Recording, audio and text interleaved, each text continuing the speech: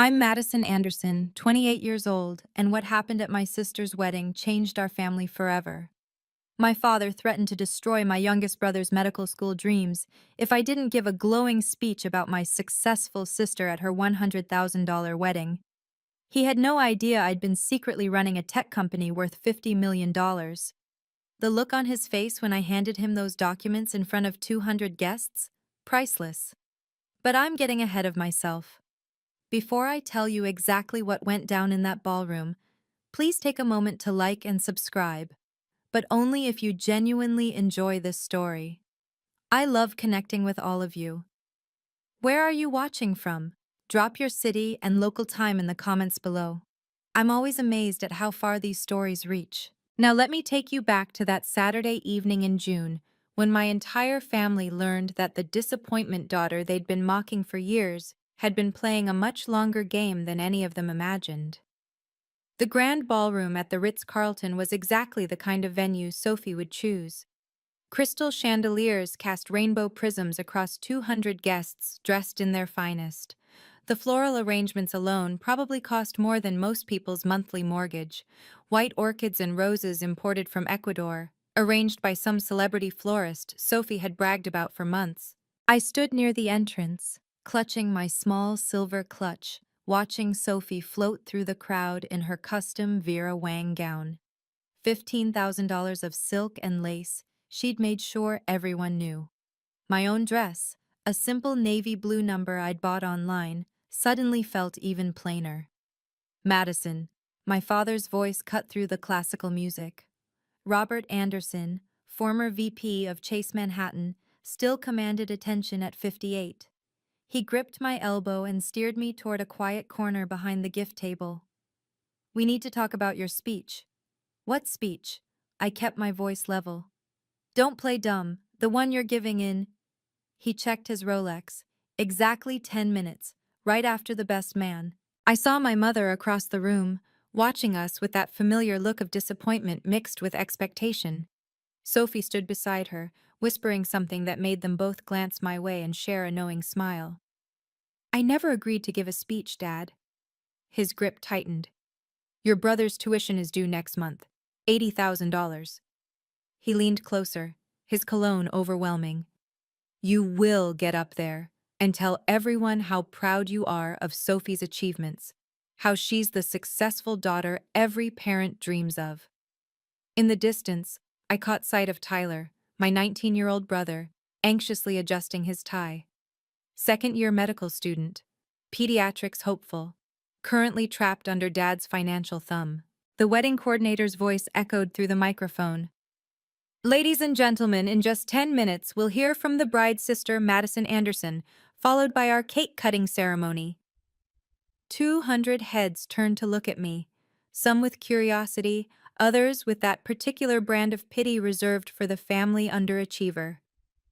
I recognized several of Dad's banking colleagues, Sophie's law firm partners, and worst of all, Marcus's family, old money from Connecticut, who already looked at our family like we were trying too hard.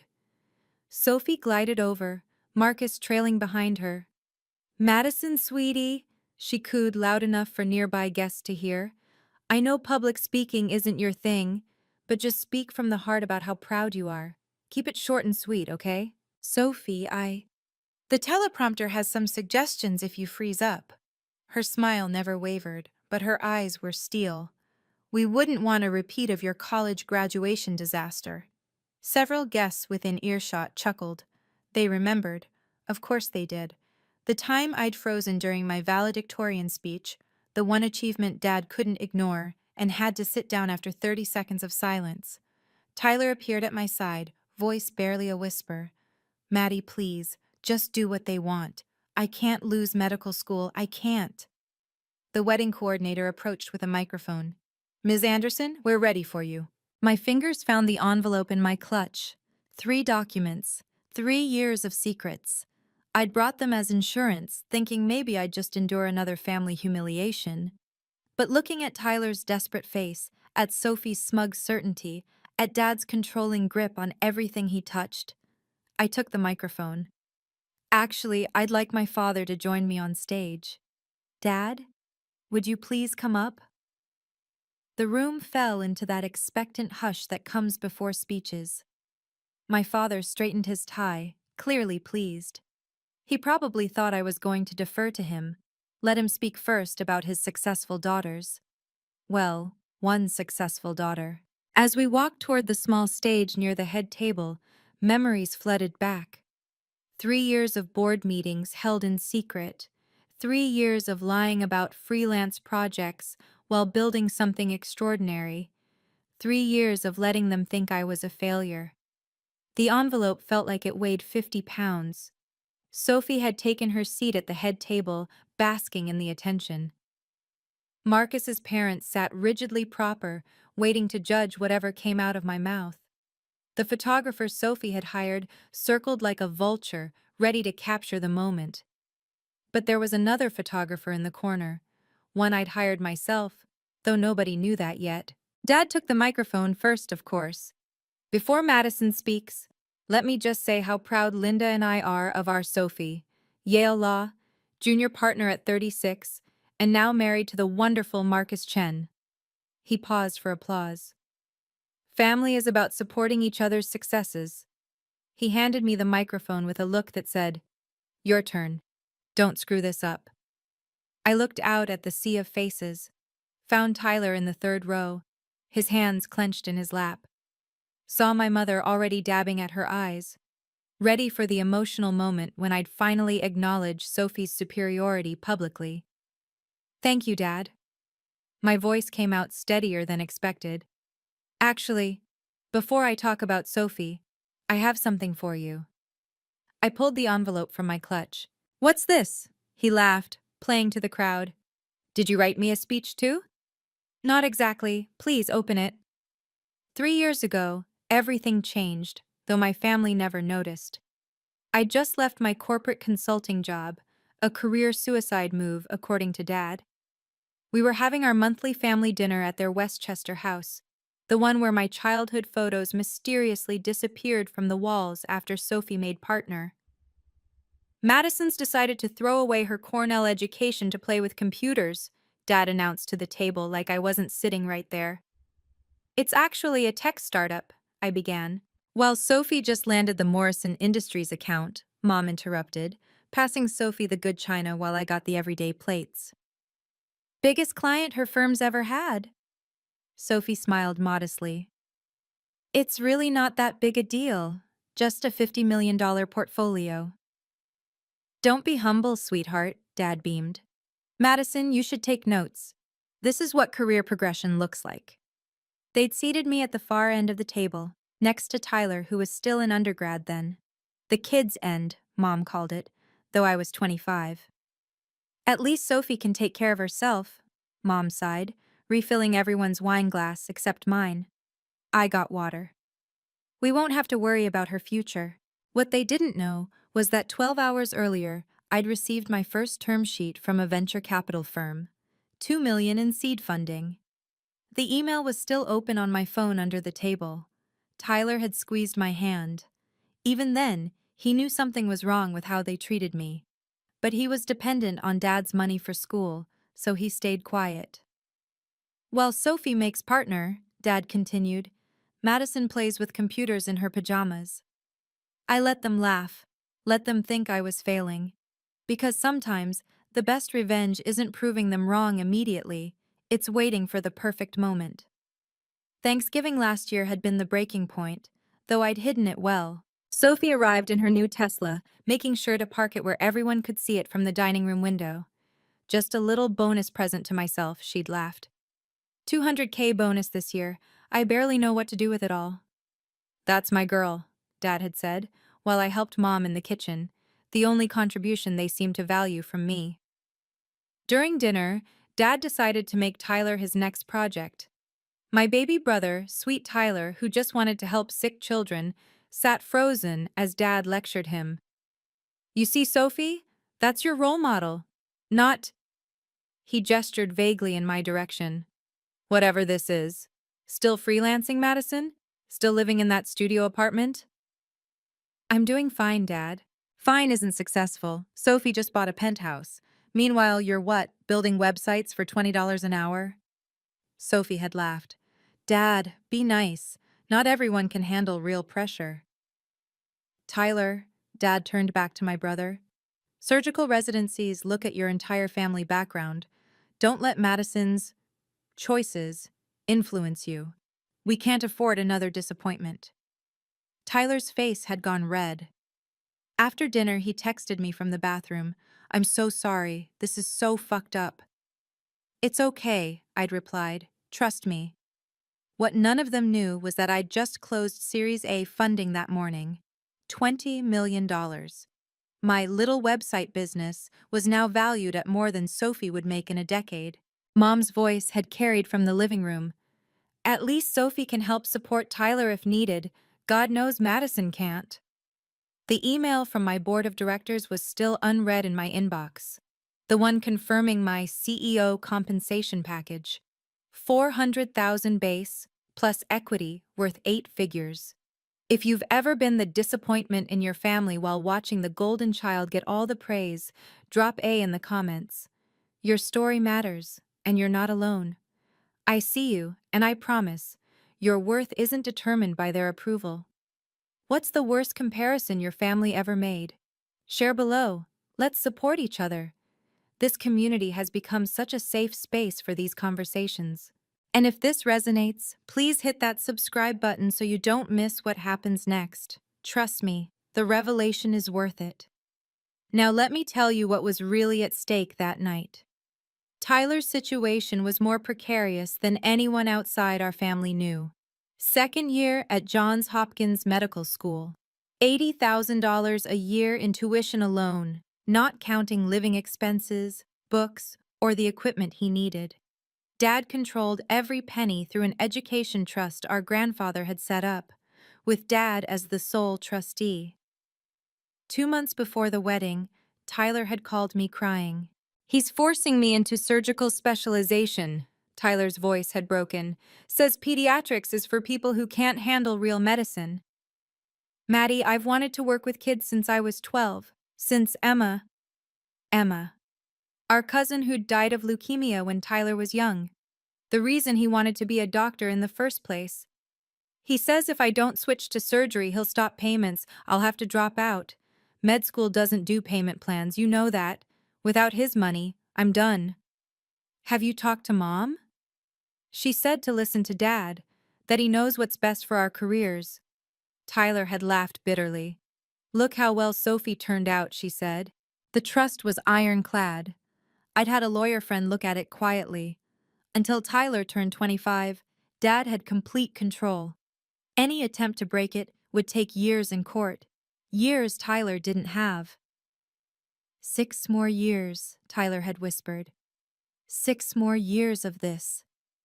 What killed me most was that I had the money. My company's valuation meant I could pay for 10 medical degrees without blinking. But revealing that would mean showing my hand too early, and Dad would find other ways to control Tyler. Emotional manipulation, threatening to cut him off from the family entirely. Just hold on, I'd told him. Trust me, please. Now watching Tyler's terrified face in that ballroom, I knew the moment had finally come. The cost of defying my family went beyond money. It meant complete exile from the only world I'd ever known. The Anderson family wasn't just my parents and siblings. It was a network of aunts, uncles, cousins, family friends who'd known me since birth. Every holiday, every celebration, every milestone, all of it would disappear if I didn't play my role. You know what happens to people who embarrass this family? Dad had warned me once, after Cousin Janet had refused to work for his friend's firm. She hadn't been invited to a family event in 5 years. Her children, my little cousins, didn't even know my name. If I refused tonight, the whispers would start immediately. Madison couldn't even manage a simple wedding speech. No wonder she's still single. Poor Robert and Linda, 2 daughters and only one success story. The Westchester Country Club where Dad golfed, Mom's charity board meetings, Sophie's legal network. They'd all hear about the freelance failure who couldn't even support her sister on her wedding day. But if I gave in, if I stood up there and praised Sophie while diminishing myself one more time, I'd lose something worse. Myself. My phone buzzed. An email from my board of directors, wondering why I hadn't responded to their latest proposal. The IPO discussion, the expansion into Europe, the government contract we'd just secured. They had no idea their CEO was standing in a bathroom stall at her sister's wedding, being threatened by her father. Tyler would lose medical school. I'd lose my family. But maintaining this charade meant losing my self-respect, my truth, my 3 years of silent sacrifice. The bathroom door opened. 5 minutes, Madison, the wedding coordinator called. I looked at myself in the mirror. The envelope in my clutch seemed to pulse with possibility. Sophie cornered me in the bridal suite just as I was heading back to the ballroom. We need to talk. She closed the door behind us, her wedding dress rustling like expensive paper. Alone. Sophie, I need to… No, you need to listen. Her bridal facade cracked slightly. I know about Seattle. My blood chilled. Seattle, the conference where I'd given the keynote as Phoenix Technologies CEO. I'd been so careful. I don't know what you're talking about. Cut the act. She pulled out her phone, showing me a LinkedIn notification.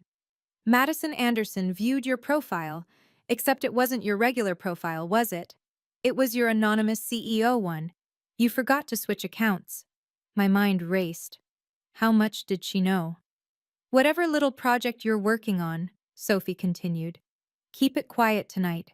This is my day. My partners are here. Marcus's family is here. Important people who don't need to be confused by whatever game you're playing. It's not a game, isn't it? She stepped closer. Remember when you needed that reference letter last year? When no one else would vouch for the family disappointment? I helped you. The reference. For the government contract background check. She'd written it thinking she was helping her pathetic sister get a basic tech job. I remember. Good. Then you'll remember to stick to the script. Tell everyone how proud you are, how successful I am, how grateful you are to have me as a sister. She smiled coldly. Unless you want me to tell Dad about Seattle, imagine his reaction when he finds out you've been lying. She opened the door. 5 minutes, Madison. Don't ruin my wedding. As her heels clicked away, I realized she'd just given me the perfect opening. She thought Seattle was my secret. She had no idea how much bigger this actually was. My mother intercepted me just outside the bridal suite, materializing like she'd been waiting. Let me look at you. She started adjusting my dress without asking, tugging at the neckline, smoothing invisible wrinkles. This dress makes you look tired, Madison. You should have let me pick something from Nordstrom. It's fine, Mom. Fine isn't good enough for your sister's wedding. She pulled a lipstick from her purse. Here, at least fix your face. The photographers will be shooting the speech. I pushed her hand away gently. I'm okay. You're really not, her voice dropped. Do you know how many people have asked me about you tonight? What does Madison do? Is she married? How's her career? It's exhausting making excuses. Then don't. She grabbed my wrist, her manicured nails digging in slightly. We've covered for your failures long enough, Madison. That Seattle thing you thought we didn't know about? Sophie told us. Some tech conference? Really? While your sister's arguing cases before federal judges?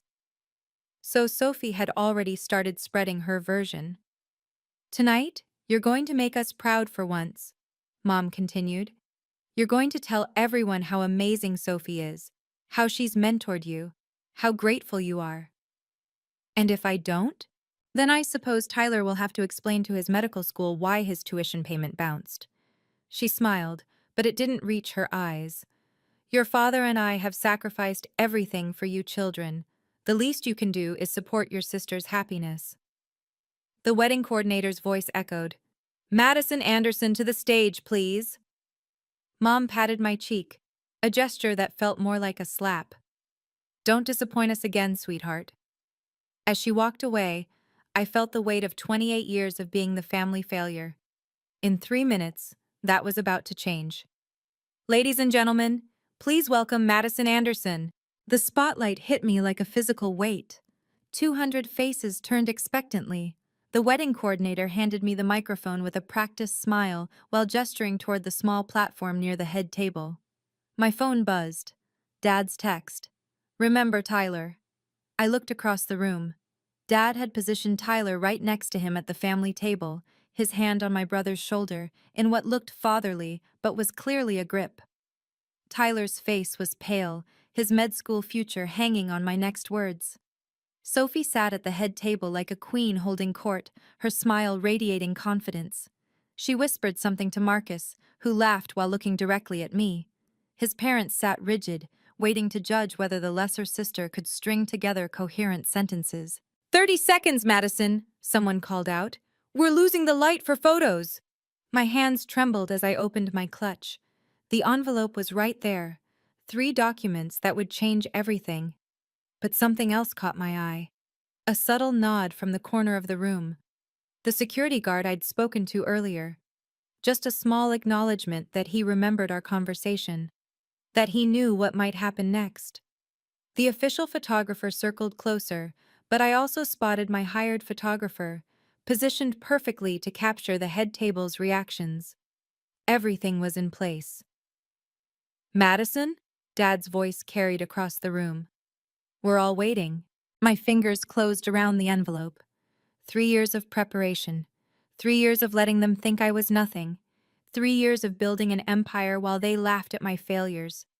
Tyler mouthed silently, "Please." Sophie raised her champagne glass mockingly. I stepped onto the platform, envelope in hand.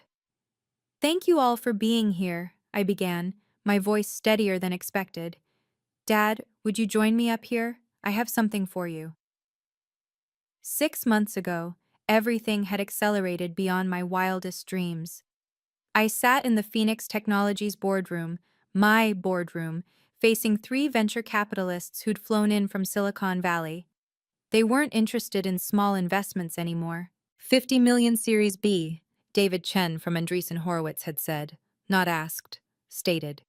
Your government contract alone justifies that valuation. The platform's scalability is unprecedented, another added. We're looking at potential IPO within 18 months. There's one concern, David had mentioned, reviewing my file. Your family situation. You're listed as Madison Anderson, but there's no public presence. No LinkedIn, no social media. In this climate, investors want to know who they're backing. I keep my private life separate, I'd explained. Family complications. We get it. But when we go public, that anonymity ends. Press releases, fortune profiles, the works. Your family will know. Are you prepared for that? I'd thought about Sophie's condescension, Dad's control, Mom's disappointment. Tyler trapped under their thumb. When the time is right, I told them, I'll handle my family situation. That time was tonight. The company name, Phoenix Technologies, hadn't been random. A phoenix rises from ashes, reborn from destruction.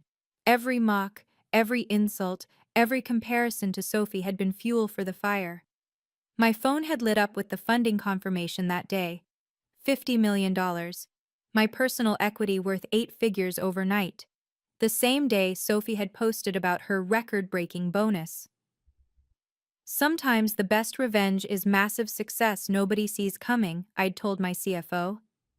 Why hide it? He'd asked. Because revealing power at the right moment multiplies its impact, I'd replied. Now, standing on that platform with Dad approaching, the envelope heavy in my hand, I knew that moment had arrived. The irony of Sophie's success wasn't lost on me. I'd been funding it for 6 months without her knowing. Her law firm, Preston and Associates, had been struggling despite their reputation. Commercial real estate law was dying. They needed to pivot to tech law, but lacked the capital and connections. That's when an anonymous investor had appeared through a shell company, offering 40% equity investment in exchange for restructuring. Sophie had bragged about it endlessly at family dinners. We got this mysterious benefactor, she'd said at Easter. 40 million investment. They're letting us expand into tech law, AI contracts, startup consulting. My specialty is finally valued.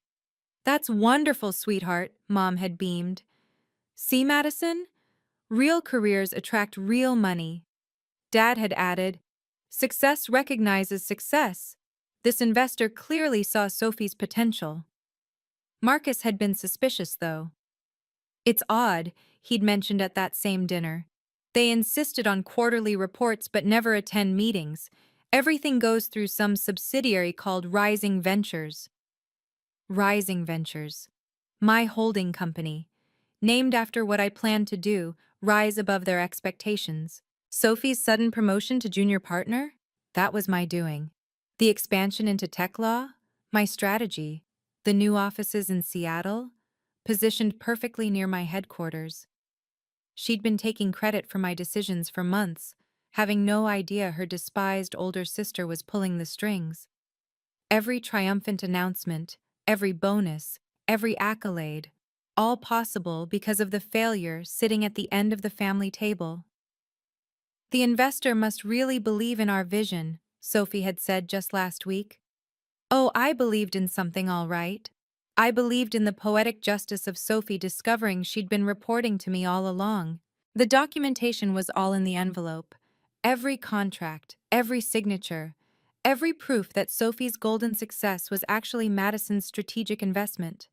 Dad reached the platform with the confidence of a man who'd never lost control of a situation. He took the microphone from me immediately, his hand on my shoulder in that same controlling grip he'd used on Tyler. Before Madison speaks, he announced to the crowd, let me share something about my daughters. The room quieted. Sophie leaned forward, anticipating her praise. Sophie, Dad gestured grandly. Yale Law, junior partner, married to Marcus from the prestigious Chen family. And Madison, he paused, his grip tightening. Well, Madison's here to support her sister. Nervous laughter rippled through the crowd. I recognized the CFO of Morgan Stanley at table 3, someone who'd be very interested in what came next.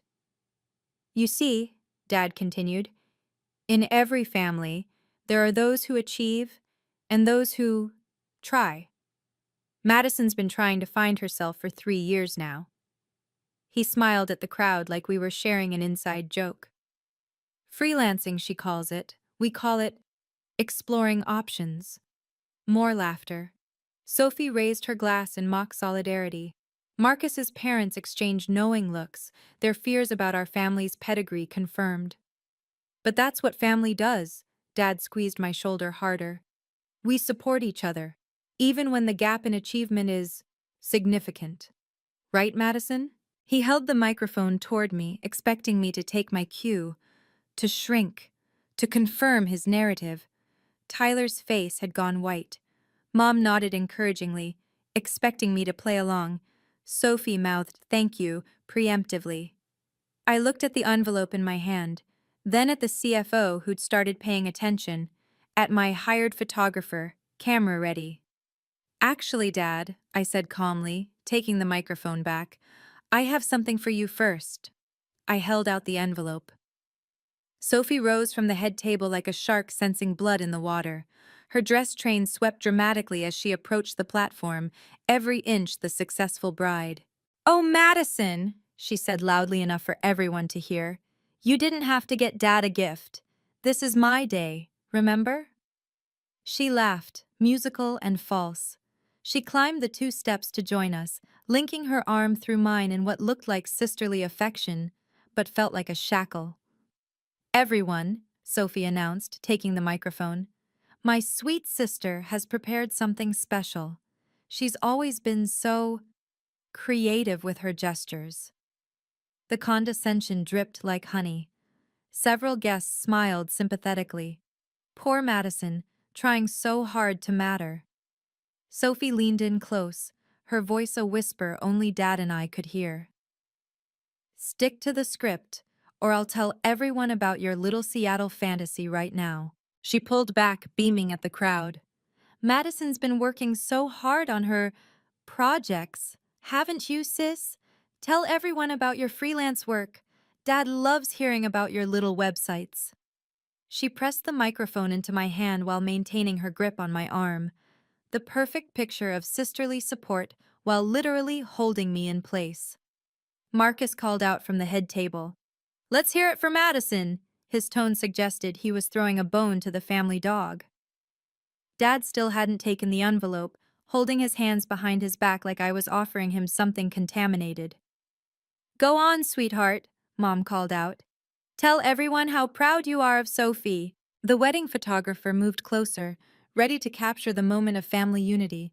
My photographer adjusted his angle, knowing something bigger was coming. Sophie's nails dug into my arm. "Last chance," she hissed. I smiled. "You're right, Sophie. This is your day.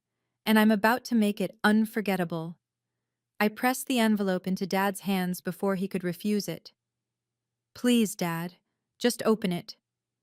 He looked at the crowd, then at Sophie, trying to maintain his composure. "Madison, this isn't the time. It's the perfect time." I kept my voice calm, professional. "You've just told everyone about my career. Let me show them what that actually means." Sophie tried to grab the envelope. "Madison, stop." "No." I pulled away from her grip. 200 people just heard Dad's assessment of my life. They deserve the truth. Dad laughed uncomfortably. "Must be her speech notes, everyone. Madison always overprepares when she's nervous." He started to open the envelope casually, playing to the crowd. I watched his face, knowing the exact moment his world would shift. The first document came out. His eyes scanned it, and his smile froze. "What?" His voice cracked. "What is this?" "Keep reading," I said into the microphone, ensuring everyone could hear. Sophie lunged for the papers, but Dad had already pulled them out completely. 3 documents. 3 pieces of evidence that everything they believed about me was wrong. The room had gone completely silent. Even the catering staff stopped moving. The CFO from Morgan Stanley was now standing, trying to see better. Dad's hands started shaking. The papers rustled in the quiet ballroom. His face went from confused to shocked to something approaching fear. "This can't be real," he whispered, but the microphone caught it. Sophie managed to grab one document. Her face went white as she read. "Madison?" Tyler's voice carried from the family table, hopeful and terrified simultaneously. Marcus's mother whispered urgently to her husband. The wedding photographer kept shooting, capturing every second of the collapse. "Read it out loud, Dad," I said. "Tell everyone what you're holding." The look on his face was priceless. "If you're wondering what was in that envelope, trust me, it's worth the wait." 3 documents that changed everything in seconds. Have you ever had a moment where you finally proved everyone wrong? Share your victory in the comments. We're celebrating quiet wins today. This community has become such a powerful space for people who've been underestimated. And remember to like this video if you're Team Madison. Your support means everything. Now, let me tell you exactly what those documents were, and watch how quickly a golden child can lose their shine. Dad's voice shook as he read aloud, unable to stop himself. Master of Business Administration, Wharton School of Business, Madison Elizabeth Anderson, summa cum laude, valedictorian. He looked up at me, then back at the paper. "Graduated 2 years ago?" Gasps rippled through the ballroom. Sophie snatched the diploma from his hands. "This is fake. She was freelancing. We would have known." "Check the seal," I said calmly.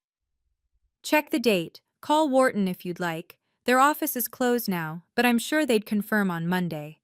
The CFO from Morgan Stanley was typing rapidly on his phone, probably Googling Wharton's graduation records. "You were supposedly working from home," Mom called out, her voice cracking. "Building websites." I was. During the day. Wharton's executive MBA program runs evenings and weekends. Every Friday, I drove to Philadelphia. Every Sunday, I drove back. For 2 years. Tyler stood up at the family table. "That's why you were never at weekend dinners." "Exactly." Dad was still staring at the diploma. "Valedictorian. You were valedictorian.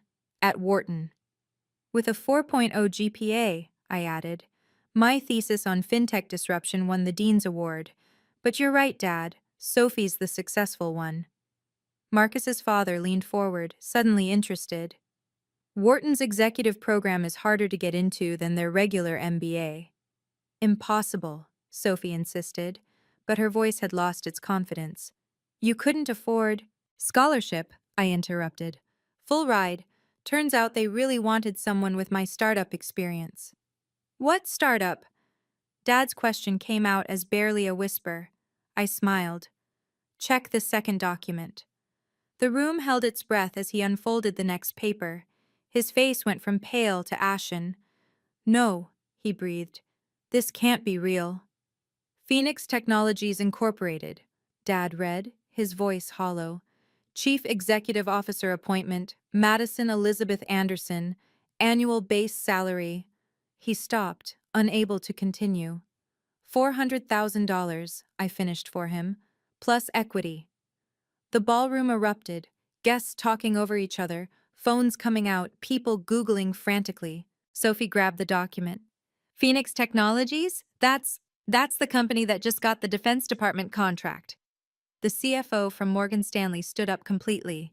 Phoenix Tech just closed 50 million Series B. Their valuation is north of 200 million, I confirmed. As of last month. Dad sank into the chair someone pushed behind him. You're the CEO? The Madison Anderson who gave the keynote at Seattle Tech Summit? The very same. But you said you were freelancing. Mom's voice pitched toward hysteria. I said I was working in tech from home. You assumed the rest. I turned to address the room. For 3 years, I've built Phoenix Technologies from my apartment while my family thought I was a failure. We now have 42 employees, 3 government contracts, and offices in New York and Seattle. Tyler was crying, actually crying. Maddie, oh my God, Marcus's mother whispered urgently to her husband. Several of Dad's banking colleagues were making calls. This explains the IPO rumors, someone said. Phoenix is going public next year. Sophie's hands shook as she held the CEO appointment letter. Your equity, what's it worth? At current valuation? I paused. Approximately $87 million. Dad made a sound like he'd been punched. But wait, I said, taking the third document from Sophie's limp fingers. This one's my favorite. This one directly involves you, Sophie. Her face went from white to green. What do you mean? Read it. Sophie's voice came out as a strangled whisper as she read the investment agreement. Rising Ventures LLC, a wholly owned subsidiary of Phoenix Technologies, 40% equity stake in Preston and Associates law firm. The document slipped from her fingers, floating to the floor in the silent ballroom. You? Her voice cracked. You're our anonymous investor? Surprise, I said quietly. Marcus shot to his feet. Wait, Sophie, your promotion was approved by the board after the investment, I confirmed. By me, specifically. I thought you deserved it, Sophie. You're actually quite talented when you're not wasting energy putting others down. Dad tried to speak, but no sound came out.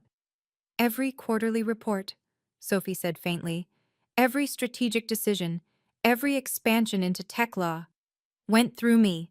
You've been reporting to your failure sister for 6 months. I turned to the crowd. Sophie's success this year? The bonuses? The new offices?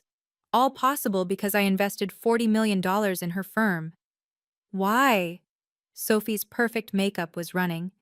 Why would you? Because despite everything, you're still my sister. And I believe in lifting people up, not tearing them down. I looked at Dad. Something you never taught us. The CFO from Morgan Stanley was on his phone. It's true. SEC filings confirm it. Rising Ventures owns 40% of Preston and Associates.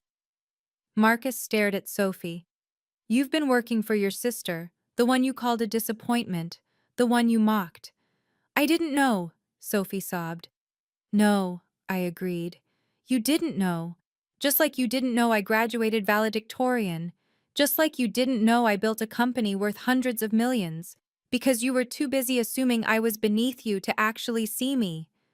Tyler started laughing, actually laughing through his tears. I turned to face Tyler directly, speaking into the microphone so everyone could hear. Tyler Anderson, I said formally.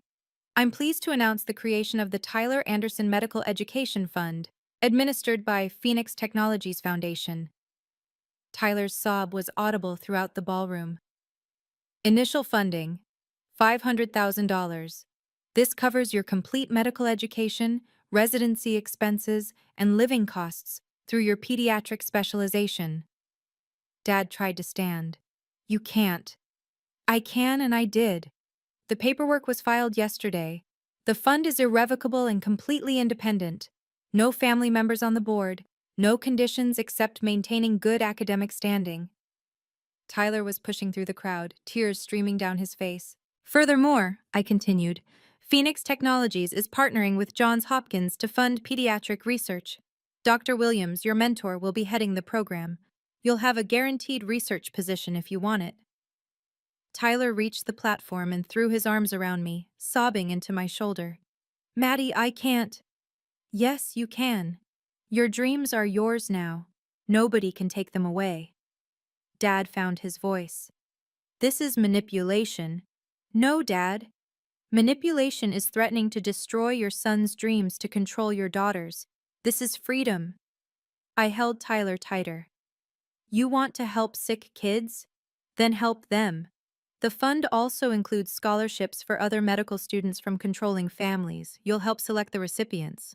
The crowd was applauding now, actually applauding. Several people were wiping their eyes. Marcus's mother said loudly, "Now that's how you support family." Mom reached for Tyler, but he stepped behind me. My son is free, I said firmly. Free to become the pediatrician he's meant to be. Free from financial manipulation. Free from your conditions. Tyler whispered, "Thank you for saving me. You were never supposed to need saving from your own family." I turned back to Sophie, who stood frozen on the platform, her wedding dress suddenly looking like costume armor that had cracked.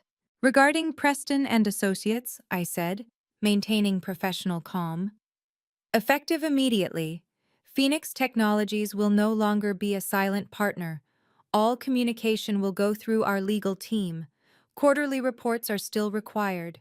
Performance metrics remain unchanged. Madison, please, Sophie started. It's Ms. Anderson in professional contexts. I kept my voice neutral. Your firm is a solid investment. Don't make me regret it. Dad finally found his legs and tried to grab the microphone. This is family business. I pulled it away and nodded to the security guard I'd spoken with earlier. He moved toward the platform. Actually, it's just business now. I addressed Dad directly but loudly enough for everyone to hear. Family privileges are revoked. If you want to discuss Tyler's education, go through the foundation. If you want to discuss Preston and Associates, go through our corporate lawyers. The security guard reached Dad. Sir, please step down from the platform. This is my daughter's wedding. And you're disrupting it, I said calmly. Please return to your seat. The CFO from Morgan Stanley called out. Ms. Anderson, might we discuss Phoenix's IPO timeline? Contact my office Monday, I replied, then turned back to my family. Sophie, you're talented. Your firm will do well if you focus on the work instead of the hierarchy. Mom, Dad, you have two successful daughters. Shame you could only see one. Marcus approached the platform. The prenup doesn't affect the investment. That's between you and Sophie. I looked at my sister. Though I'd recommend honesty going forward, it works better than assumptions. The security guard escorted Dad back to his table. The power dynamic had completely shifted. The ballroom erupted into chaos the moment I stepped off the platform. Half the guests surrounded me, business cards appearing, congratulations flowing, investment pitches starting. The other half surrounded Sophie, but not to congratulate the bride. They whispered, pointed, some even laughed. Madison! The CFO from Morgan Stanley pushed through.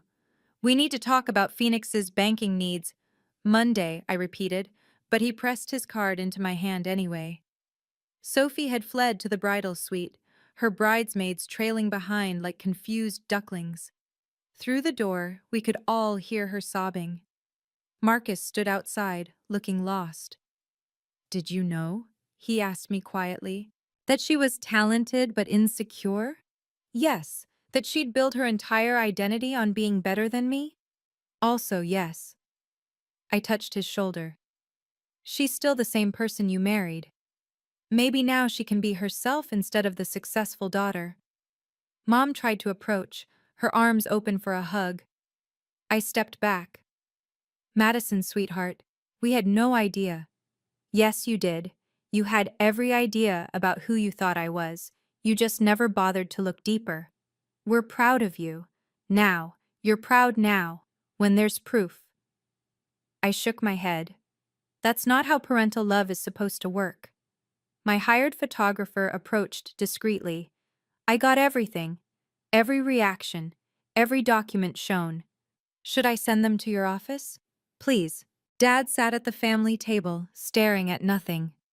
His banking colleagues gave him a wide berth. In one revelation, he'd gone from respected patriarch to the fool who couldn't recognize success in his own home. Tyler stayed by my side, fielding his own share of congratulations about the medical fund. The wedding, Mom said weakly. The reception. Will continue, I said. This is still Sophie's day. I'm leaving now. My phone started buzzing before I even reached my car. 47 missed calls from Dad, 18 from Mom, 12 from Sophie. Over 30 texts ranging from, "How could you?" to, "Please answer," to, "We need to talk about this as a family." Tyler, who'd insisted on walking me out, looked at my phone. They're panicking. They're realizing they lost control. I silenced the phone. How are you feeling? Free? He laughed, then cried, then laughed again. For the first time in my life, I'm free. But also, he paused. We don't have a family anymore, do we? We have each other. That's family. A text from Sophie cut through the silence I'd set. My honeymoon is cancelled. Marcus wants to reassess. You destroyed my marriage. I showed Tyler. I didn't destroy anything. I revealed the truth. Another text, from Mom. Your father is having chest pains, the stress you've caused. He's fine, Tyler said immediately. He does this. Anytime he loses control, suddenly he has chest pains. Remember when I tried to switch majors the first time? By the time I got home, the family text chain had exploded. Aunts, uncles, cousins, everyone had heard. Some supported me, sharing their own stories of Dad's manipulation. Others called me cruel, ungrateful, vindictive. Cousin Janet, the one who'd been exiled 5 years ago, sent a private message. Finally, someone stood up to them. Welcome to the free side. Then, at 2 a.m., a text from Dad's lawyer. Mr. Anderson is exploring legal options regarding the Tyler Anderson Medical Fund and the investment in Preston and Associates. I forwarded it to my legal team with one note. Expected this. Proceed as discussed. The war had officially begun. Monday morning, Sophie's attempt to challenge the investment landed on my desk before my coffee got cold. She's claiming coercion, my general counsel explained, barely suppressing a smile. Says you took advantage of insider family knowledge to manipulate the investment. Insider knowledge that her firm was failing? That's public record. Exactly. We have every email where she bragged about the anonymous investor, every document she signed, every celebration she posted on LinkedIn. He slid a folder across. This won't even make it to court. Dad's attempt was more creative, claiming emotional distress and demanding damages for public humiliation and defamation. Defamation? I laughed. I told the truth. With documentation, my lawyer added. His own words on record calling you a failure. His texts threatening Tyler's education. He played himself. By Wednesday, Sophie's rebellion collapsed. Her firm's other partners had made it clear: fight the investment and lose their jobs, or accept it and thrive. She sent one email. The firm accepts Phoenix Technologies' continued investment. All future communication will go through appropriate channels. Then, a personal note. I understand now what it felt like to be dismissed. I'm sorry. I didn't reply. Sorry was a start, not a solution. Tyler texted updates from school. Switch to pediatrics officially. Dr. Williams says the research program is incredible. Dad called 17 times. I didn't answer once. The extended family chose sides. Dad's brothers backed him, until they learned about Phoenix's government contracts. Money talks louder than blood, apparently. Mom tried emotional manipulation. Family therapy, please? Individual therapy first, I responded. For all of you. Then maybe.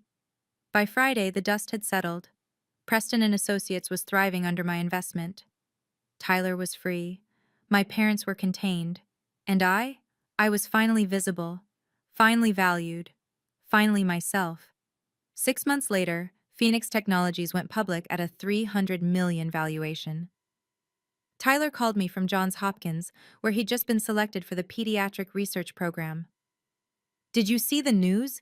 You're officially a multimillionaire, like publicly. Did Dad see? Oh, he saw. Aunt Carol said he threw his iPad across the room. We laughed, but it was tinged with sadness. 6 months of no contact with our parents.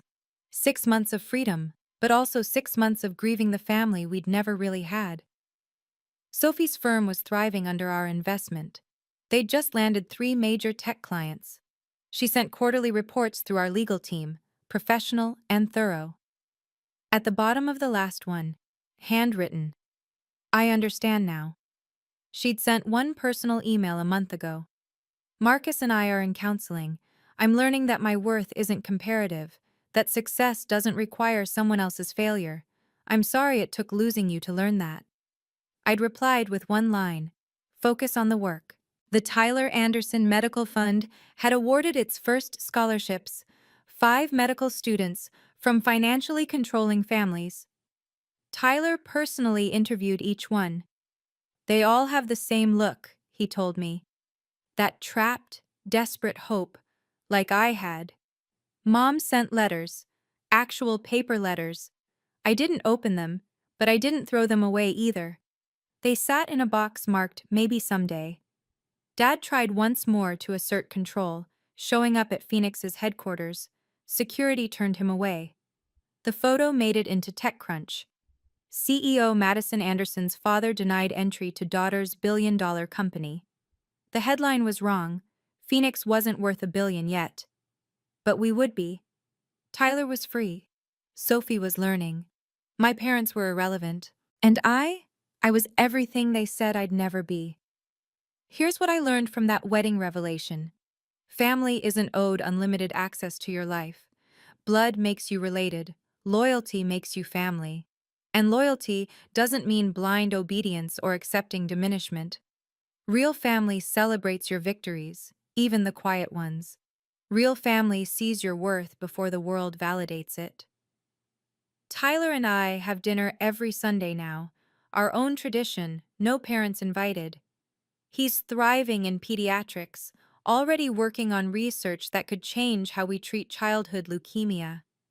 The little boy who wanted to save sick kids is becoming the doctor who actually will. Sophie and I exist in professional parallel. She runs her firm well, and my investment grows. Maybe someday we'll be sisters again, but not today. Today, we're business associates, and that's enough. My parents? They exist in a world where they're victims of an ungrateful daughter. Let them. I exist in a world where I'm CEO of a successful company, where Tyler is free, where truth matters more than appearance. Boundaries aren't walls. They're property lines. They say, this is where I end and you begin. This is what I'll accept and what I won't. This is who I am, with or without your approval. You don't need permission to be successful. You don't need validation to have worth. You don't need family approval to build your empire. Sometimes the greatest act of love is walking away. Sometimes the best revenge is massive success they never see coming. Sometimes the only way to save yourself is to stop trying to save relationships with people who only love the version of you they can control. Your worth is not comparative. Your success is not dependent on someone else's failure. Your dreams deserve protection, especially from those who claim to love you most. If you've made it this far, you're probably processing your own family dynamics. That's okay, it's heavy stuff. What boundaries do you wish you could set with your family? Drop a comment below. This is a safe space for honest conversation. If this story resonated with you, please subscribe and hit the notification bell. I share stories about choosing yourself over toxic expectations every week. What's your golden child story? Were you the golden child who realized the pedestal was a prison? Or the scapegoat who broke free? I read every comment. Until next time, remember, you're enough, exactly as you are.